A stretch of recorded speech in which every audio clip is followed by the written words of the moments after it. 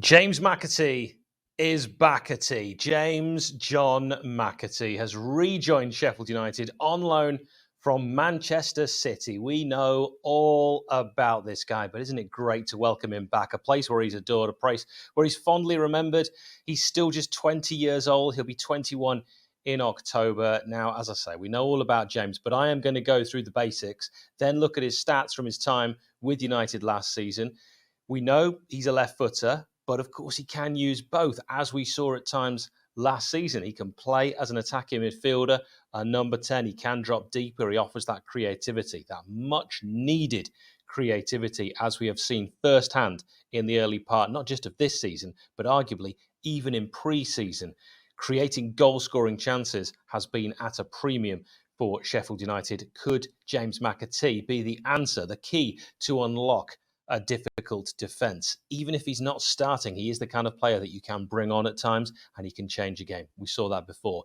This will be his second senior loan after, of course, his previous loan at Bramall Lane, where he made 42 appearances and scored 9 goals. That in all competitions. He is contracted with Manchester City until 2026, still known as the 𝗟𝗏𝗶𝗲, and he has returned. Mcatee made 7 appearances for Pep Guardiola's side in total with the Manchester City first team. But as we know, it was with the Blades where everyone got to see exactly what James is made of, what he can really do with the ball at his feet, and what he's all about. He was a worthy winner last season of the Sheffield United Young Player of the Year award, and it's no surprise that 𝗵𝗿𝗄𝗏 has wanted to bring James back to the lane. I feel like he's wanted to bring him back virtually since he left. This is a guy that if we could have brought him in earlier, I'm sure we would have done. I wish it hadn't been this late. Lots of people were speculating, if we get Mcatee back, it'll be after Sheffield United have played Manchester City.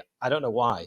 I don't know why it had to be, if indeed it did, or it's just the way that it's fallen with transfer deadline being when it is. But James, as we know, has represented England at various youth levels, under 18, under 20, under 21, and I predict further international honours in the future.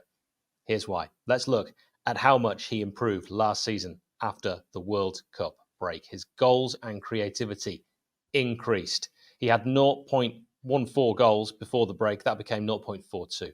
0.14 assists before, which changed to 0.21. An increase in expected goals from 0.13 to 0.28, as well as an increase in expected assists. These were better, not groundbreaking figures, but better. It was actually his progressive carrying and take-ons that were especially impressive after the World Cup break. Successful take-ons went from 0.56 to 1.83, with progressive carries going from 2.52 to 3.35. I would like to thank Tom Hawkins and FB Data for those stats.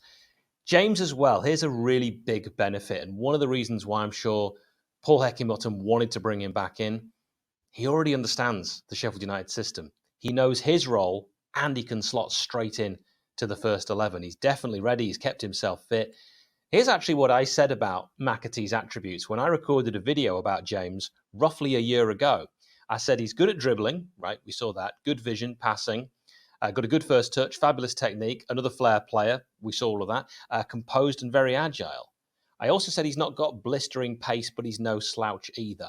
I don't know if we ever really got to see an example of like running from the halfway line to the touchline, just, Kyle Walker type of pace. Wouldn't surprise me if he had that in his locker, but I still don't really know how fast he is. Running with the ball, I always thought he looked quite quick. His best position would be as an advanced attacking midfielder. This is back to my quote, behind a striker or two. He's a playmaker. And from watching clips of the lad, he does make things happen. If needed, he can also play a more advanced wide position, perhaps in a 3 up top or on the left. So that's what I said like a year ago, and I hadn't seen that much of him. I was picking that up from scraps. He'd made 6 appearances in any first team up to then.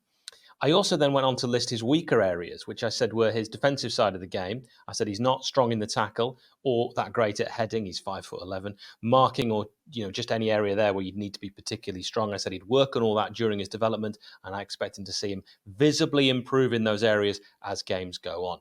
And you know what? That's the end of that quote.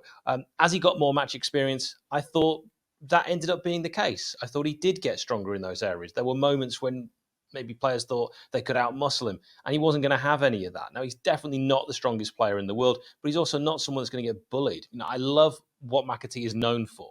I love his tricky feet.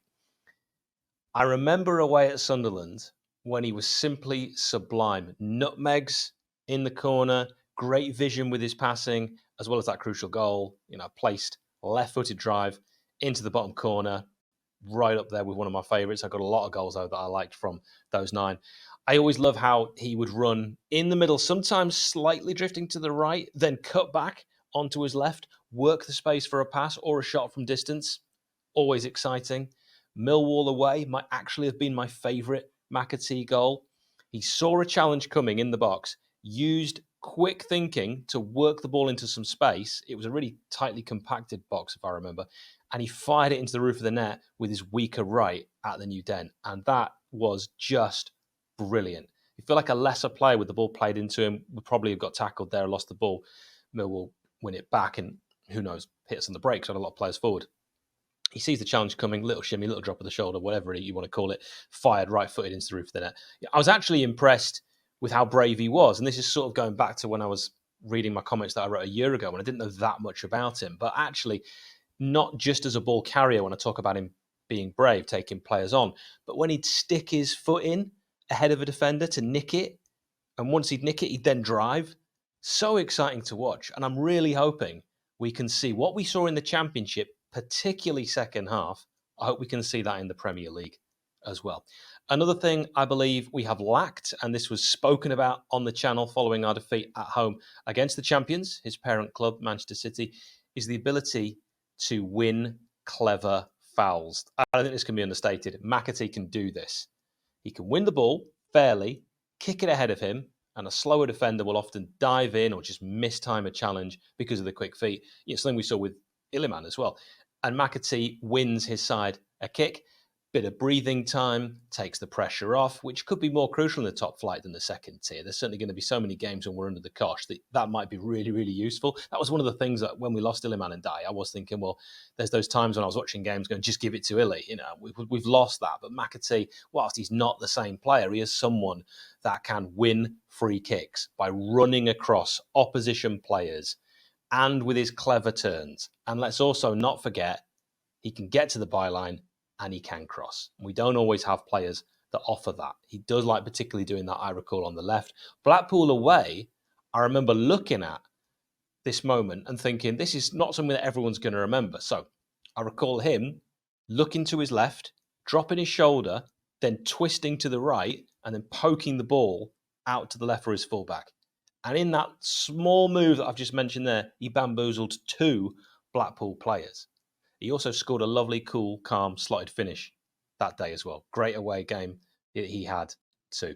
His goal at Birmingham City was an example of his good positioning and his opportunism. If you remember, I think it was 𝗟𝗟𝗓 coming in from the left and he just wasn't quite going to get there. Mcatee I'll just stroke that in for you. And it was much needed. And it's much needed now. And we've got him back. And I cannot tell you how excited I am about this. When it's a proven quality and someone that you know and that you can trust, just takes that element of worry away from a transfer. You never know with any transfer. We feel a slight element of calm when it is James Mcatee because we've seen what he can do already. Let me know in the comments how you feel about Mcatee's return. And please don't forget to like and subscribe. Much appreciated. Thank you. Bye.